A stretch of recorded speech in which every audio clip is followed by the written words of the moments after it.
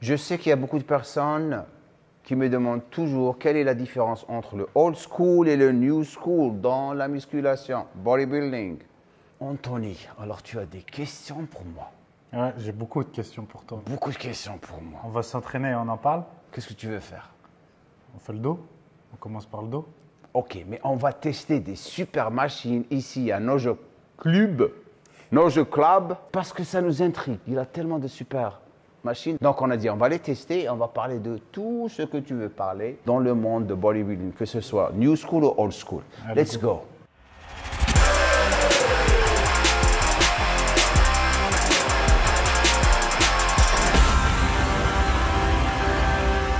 Bien sûr, le premier exercice, c'est une machine qui est différente de celle des machines que vous êtes en train d'utiliser. Très intéressante. C'est une machine convergente. Vas-y, tu t'échauffes et on commence à parler du old school et le new school. Donc, qu'est-ce que tu veux me poser comme question? Déjà, je pense qu'on peut parler de l'entraînement en premier. Ok. À ton époque, comment est-ce que tu t'entraînais quand tu étais au top de ta carrière pro? Beaucoup de volume, ça c'est la première des choses. Qu'est-ce que c'est beaucoup de volume? Les jambes, tu as quadriceps, ischio et mollet, Ouais. jusqu'à 40 séries. 40 séries dans- 40 séries en total, beaucoup de volume. Je me rappelle comme aujourd'hui, ça nous prenait 2 heures, 2 heures et demie pour finir la séance. Et je ne sais pas comment on l'a fait. Enfin, je sais en quelque sorte parce que c'était la passion pour réussir et gagner encore plus de masse musculaire. C'était ça sur tous les muscles? Non. Dorsaux, je dirais 25 séries. Ouais. Bras, 16 séries. Mollets, 16 séries. Épaules, 20 séries. Moi et mon compagnon d'entraînement, JD Daoudou, on avait fait une séance d'épaules, mais je te jure que après 3 jours, j'ai gagné de la masse. Tu crois que tu as une congestion qui ne va pas disparaître, mais je crois que, sérieusement, ce que je vois de mon moi, c'est spécialement le deltoïde postérieur. Donc, je crois qu'on avait fait 30 séries. Mais tu sais, tu t'habitues. Mais avec le temps, ce qui était bizarre, vers la fin de ma carrière, 5 ans avant ma retraite, on a réduit le volume. Pourquoi? Parce que le plus on gagnait de la masse musculaire, le plus on n'arrivait pas à récupérer. Donc j'ai commencé à vraiment ajuster mon volume lorsque j'ai commencé à vraiment découvrir ce que faisait Dorian Yates, parce que je l'avais côtoyé, je me suis entraîné avec lui. Et je ne pouvais pas faire ce qu'il faisait, parce que lui, il faisait le Mike Manzer, le HIIT Donc quand training. tu faisais 40 séries, c'était pas que du lourd. C'était beaucoup de volume, de congestion. En termes d'intensité, Non, comment? c'était lourd. Lourd. Mais je vais te dire, c'est quoi lourd?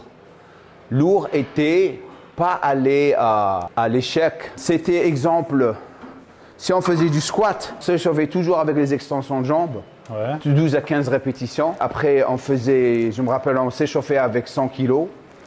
15 répétitions, 140 kg, 12 répétitions. Okay. Et après, on mettait 180 kg et on faisait 3-4 séries, 15 à 20 répétitions. Ouais, donc que des longues séries par contre. Des longues séries, mais pas, on n'allait jamais à 200 kg, 220 kg. Donc c'était un poids dans les, je dirais, les 70% à 75% de notre RM. On restait dans les 12-15 répétitions. On l'a développé avec le temps, c'était pas facile. Hein, parce que comment je l'ai fait, je l'ai déjà dit dans mes vidéos, moi j'avais pas trop d'endurance, mais j'avais une bonne exécution. J'étais obligé de développer mon endurance et ma force avec le temps, donc je suis parti chez le gars qui était fou, qui soulevait des poids comme pas possible, c'était JD Daoudou. Et je lui dis voilà, je t'apprends l'exécution, mais son exécution, elle était horrible. Donc je t'apprends l'exécution et on s'entraîne ensemble. Je le corrigeais et il me donnait l'intensité parce que j'étais obligé de tenir le coup avec lui. De le suivre. Donc je me suis reprogrammé en quelque sorte, mais ça m'a pris 2 ans. Parce que lorsque je l'avais rencontré, j'étais un lourd léger. Okay. Après 3 ans, je suis devenu un poids lourd. Durant ces 3 ans, c'est là. J'ai fait. Non, je me rappelle. Donc, lorsque j'étais lourd léger, j'étais 77 kilos sur le podium. Et poids lourd après, première compète, 104 kilos sur le podium. Okay. Ça m'a pris 3 ans. 3 ans. Mais la folie, hein. 3 ans, de 1991 à 94. Mais du coup, la question, c'est avec tout ce que tu sais maintenant, parce que ça fait des années, est-ce que tu t'entraînerais différemment? Définitivement. Donc, tu ferais quoi de différent? Moins de volume, Ouais.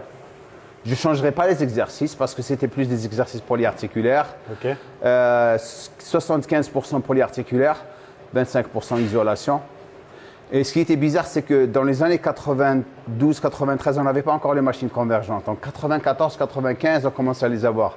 Hammer Strength. Tu te rappelles de ces machines? Vas-y, tu peux faire ta séance. Tu veux encore rajouter? Ouais.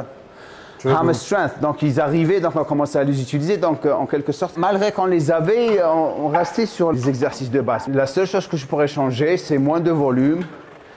J'ai eu beaucoup de chance parce que l'exécution m'a permis de rester sans blessure, sauf la déchirure de pec que je me suis faite en 99.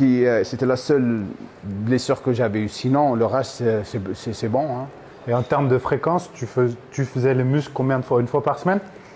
On faisait les muscles une fois par semaine. La seule chose qu'on traînait 2 fois par semaine, c'était les jambes, les quadriceps.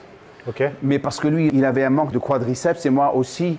On savait que dans les compètes pro, les 2 choses que tu devais avoir, c'était le dos et les jambes. Tu n'as pas de jambes, tu restes chez toi. Donc, ce qu'on faisait, la première séance était lundi. C'est pour ça que je dis à tout le monde de toujours faire les jambes le lundi.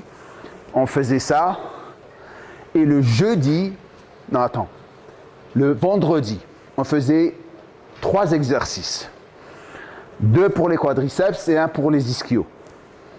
Et on se reposait samedi, dimanche, et lundi, on redémarre encore. Pour les quadriceps et ischios, on faisait squat avant, on s'échauffait avec des extensions de jambes, et des fois, et le hack squat pour le vaste latéral. Et pour les ischios, le curl assis. Ce qui est bizarre, c'est que le curl assis, ils ont fait une étude sur le meilleur exercice pour le développement des ischios. L'exercice numéro 1, c'était le curl assis. Nous, on le savait en 1994. Par les tests. Par les tests qu'on a fait, parce que la machine venait tout juste de sortir. Ouais. On avait une couchée, mais ça tapait trop sur le bas du dos. C'était le plat. Même l'incliné. Quand on a eu l'assis, c'est là on a passé beaucoup de temps, même avec le changement d'angle, on allait en avant, on mettait tout le stack. En plus, on rajoutait, je te jure, tout le stack, à un moment donné, on rajoutait 2 disques de 20 kg. Et il me bloquait à l'intérieur, il allait derrière moi, il me poussait vers l'avant, comme ça, je n'allais pas engager mon dos, le bas du dos. C'est là où j'ai vraiment développé mes ischios. Même lui, hein, des ischios incroyables. Donc, on apprenait sur l'isolation. C'est ce qui montre que le vécu, lorsque vous vivez dedans, vous allez apprendre. Des fois, vous ne savez même pas que vous êtes en train de faire les choses et ils arrivent. Hein. C'est vrai. Donc, est-ce que, vis-à-vis de l'entraînement, je pense que maintenant, il y a plus de bodybuilders qui s'entraînent avec du volume et moins d'intensité, qui mettent moins lourd parce que le dopage aussi, ça a changé. À ton époque, c'était beaucoup plus simpliste, entre guillemets. Il y avait beaucoup moins de produits. Certainement, les dosages étaient plus bas. Il n'y avait pas Internet. La qualité aussi. La qualité, c'est sûr. Les produits venaient de la pharmacie, pas de... C'est sûr. Et du coup, est-ce que le fait que maintenant, il y a tellement de produits, il y a tellement de stacks, que les bodybuilders de maintenant ont moins besoin du lourd et d'aller loin dans l'échec, et qu'au final, le simple fait de recruter le muscle, de faire circuler le sang, comme les taux hormonaux sont déjà au max de chaque côté, il n'y a pas besoin de cette intensité. Tu vois ? Du point de vue, et c'est pour ça qu'ils n'ont pas le conditionnement qu'on avait auparavant. Parce que pour la plupart, il y en a qui l'ont quand même. Pas vraiment, parce que Ronnie Coleman était en train de faire un podcast avec Dennis James, Chris Cormier et quelqu'un d'autre. Il parlait des nouveaux mecs qui sont en train de se qualifier pour l'Olympia comme Andrew Jack et Michael Krizo. Ah oui. Et bien, il a dit que le conditionnement, ils ne vont jamais avoir le conditionnement qu'on avait auparavant. Et le mec, il était en train d'argumenter, non. Il a dit comme quoi les nouveaux bodybuilders, ils ont un conditionnement aussi bien que dans le bon vieux temps. Je suis vraiment désolé, pas du tout, parce que moi, ce que je pense, hein, la raison pour laquelle la plupart n'arrivent pas à se conditionner, d'ailleurs, il y a une surconsommation de drogue, beaucoup de drogue et beaucoup d'utilisation d'insuline. Et lorsque tu commences à jouer avec l'insuline, tu vas vraiment perdre le conditionnement. Parce que l'insuline, qu'est-ce qu'elle fait? Elle fait retenir encore plus d'eau dans la cellule musculaire, tu sais ça? Oui, oui. Donc, lorsque tu commences à vraiment te gorger de plus en plus d'eau dans la cellule musculaire, donc tu gonfles de plus en plus, tu vas perdre les détails. Après, est-ce qu'il n'y a pas le fait aussi que être sec à 140 kg, c'est plus dur qu'à 110 ou à 120? Définitivement. Le plus j'ai gagné de la masse musculaire, le plus... C'était dur. C'était un petit peu dur de vraiment sécher. Enfin, ça me prenait plus de temps. Au début, 3 mois, vers la fin, 4 mois. pour être vraiment sec au point où je voulais. Donc, c'est très dur. Et jusqu'à maintenant, tous les culturistes que j'ai vus maintenant, sauf Hadi Choopan, là, tu vois que il a de la condition. Les autres, ils sont gonflés. Même Ramy, Ramy, au début, il était bien. Mais après, ils ont commencé à vraiment l'injecter de plus en plus de... mais après, il fait 153 kilos aussi. Tu sais, Ramy devait gagner l'Olympia en 2014, max. C'est les Koweïtiens qui l'ont détruit avec les injections et l'insuline. Hein. Donc, premier exercice, on avait fait quoi? La machine convergente, prise pronation. Ça, c'est une machine convergente, mais rowing. Et ce qui coule avec cette machine, tu n'es pas assis. Mais où est-ce qu'elle est intéressante? C'est les prises.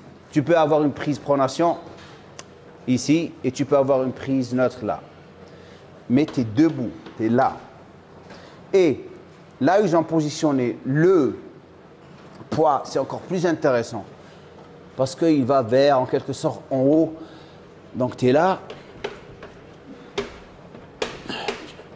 D'ailleurs, dès que tu te mets dans la machine, elle va te tirer vers l'avant. Il faut faire attention. Donc, tu es là. Mais regarde ce qui se passe. Hein. Si tu ne sais pas comment positionner tes mains, tu vas remonter les épaules. Donc, tu descends les mains ici. Et là, tu vas la voir, regarde. Et là, je l'ai. Parce que, comme tu le sais, lorsque tu fais un travail de dorsaux, c'est le coude et les épaules qui descendent, pas qui remontent. C'est ça le problème de la plupart des gens. Donc, tu peux le faire en quelque sorte, prise neutre. Oh, comment que tu le sens? Vas-y, essaye. Donc, on avait parlé de Ramy, bien sûr. Regardez cette photo en 2013, lorsqu'il avait fait le New York Pro. Il avait besoin de gagner 8 kilos max et travailler sur la condition, la maturité. C'est ce que ces gens n'ont pas encore compris. C'est ça le problème qu'on a maintenant. À chaque fois qu'il parle de lui, je pèse 150 kilos. C'est le jour de la compète qui est important. C'est pas le jour combien tu pèses. Les gens, ils n'en ont rien à foutre. On va essayer la prise pronation. Vas-y. Attends. Alors là, regardez, dès que je tourne, ça me tire en avant. Donc il faut avancer. Il faut bien vous positionner. Donc vous êtes là.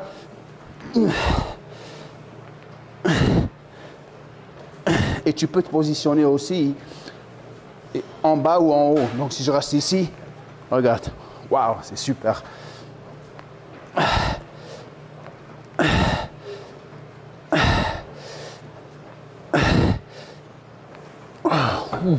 Je suis plus que sûr que vous êtes en train d'apprécier cette vidéo. Maintenant, ce que vous pouvez faire pour nous, c'est de...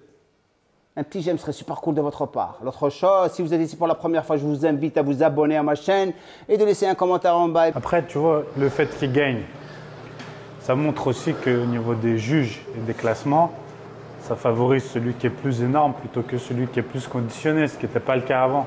Parce que, est-ce qu'un Big Ramy, il aurait gagné à ton époque? Il serait dans le mix, hein. Mais il gagne? Tu penses qu'il gagne?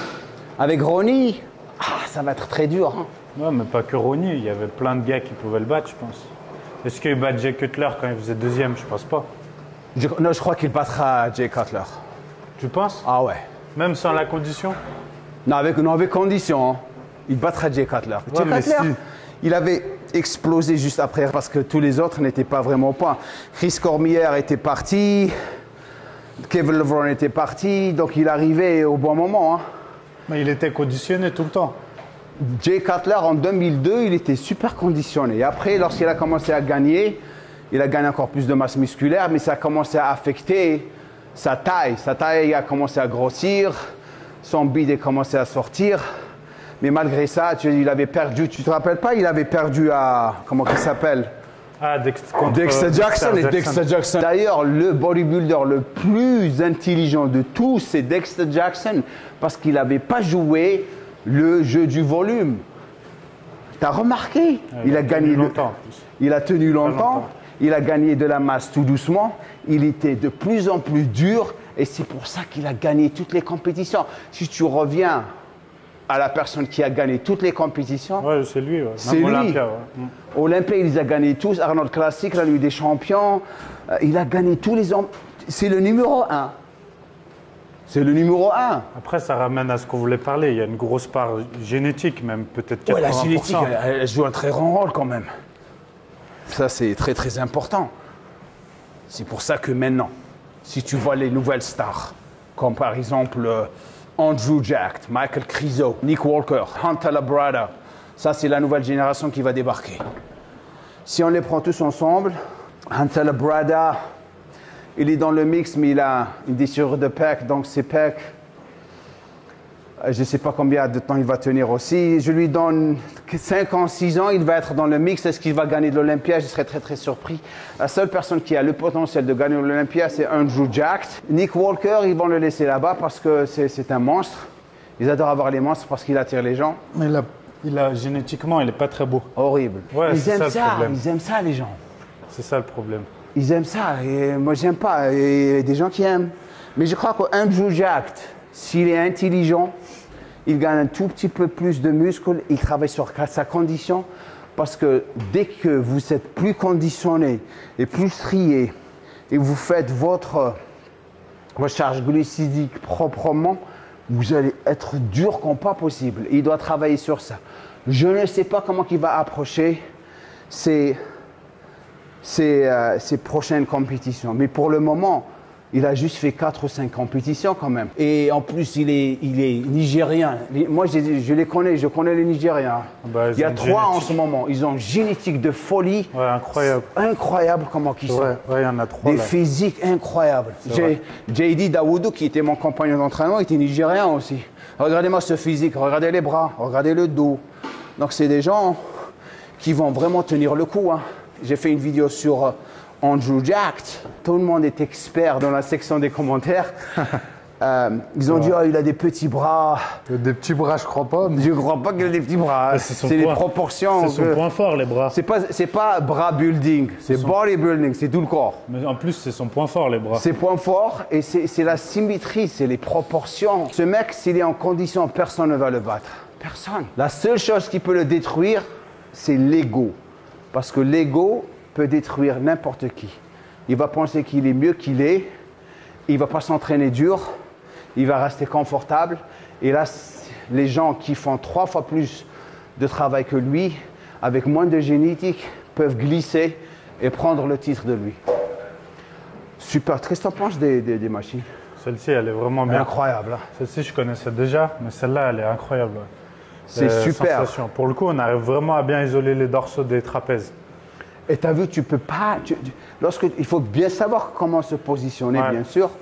Et tu peux vraiment travailler. Celle-là, elle est vraiment bien. On va utiliser celle-là maintenant. Donc, tu peux poser les questions. Vas-y.